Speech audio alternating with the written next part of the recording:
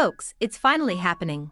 Even though she hasn't made any sort of announcement yet, it's become clear that Jana Duggar is being courted by Stephen Wissmann, a Nebraska-based pilot and businessman. This is big news for Duggar fans, assuming there are any of those left, as it means that the eldest and most put-upon member of the family, the so-called Cinderella Duggar. Even though they're losing their most productive unpaid laborer, we're sure Jim Bob and Michelle are thrilled with this development, as their hunger for more grandchildren can never be sated. However, Jana's younger siblings might be a bit bummed, as now their future dates will probably be chaperoned by their parents. You're probably familiar with the infamous Duggar courtship rules, which are designed to coerce young adults to get married and start breeding out of sexual frustration.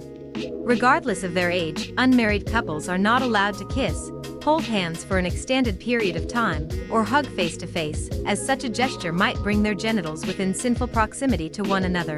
Instead, Duggar daters are encouraged to side hug, so that only the non-devilish parts of their body come into contact. Still, the most ridiculous part of the Duggar dating code is the fact that unmarried couples are never permitted to be alone together. Seems like that would make it pretty tough for a couple to get to know each other, but Jim Bob doesn't have to worry about that. After all, divorce is also forbidden, so if the couple has regrets after the wedding, they're SOL. Despite being 31 years old, Jana is suffering under these rules for the first time. But on the bright side, at least she'll be able to abandon her gig as the Fundie community's designated chaperone. We've known for a while that Jana was forced to tag along on her younger siblings' dates to ensure that they didn't violate the sacred rules. But as Redditors at the r/DuggarSnark subreddit discovered this week, other Fundie families also employed Jana's services.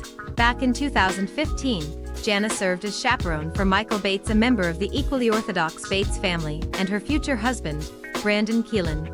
Obviously, the dates went well, as Michael and Brando married shortly thereafter, but commenters were quick to point out the absurdity of Jana babysitting two adults, chaperoning grown-ups on their first date. One Reddit user observed, "Oh, what a joy. I never understood chaperoning," another added, "They're in public and well-known. It's not like they could do anything without someone telling their parents. Jana would be a fun chaperone." "It could be way worse," a third person pointed out, while another offered up a new nickname for Jana. "Jana has been a third wheel for so long that we should really just call her the tricycle," they wrote. As for Jana's relationship with Stephen, one Reddit user, "It's going quite well. I'm from Nebraska, and the Wissmanns live about 15 to 20 minutes away from me," this person wrote. "A few people that I sort of know commented on a post from Without a Crystal Ball that they saw Jana at a truck stop in Nebraska City."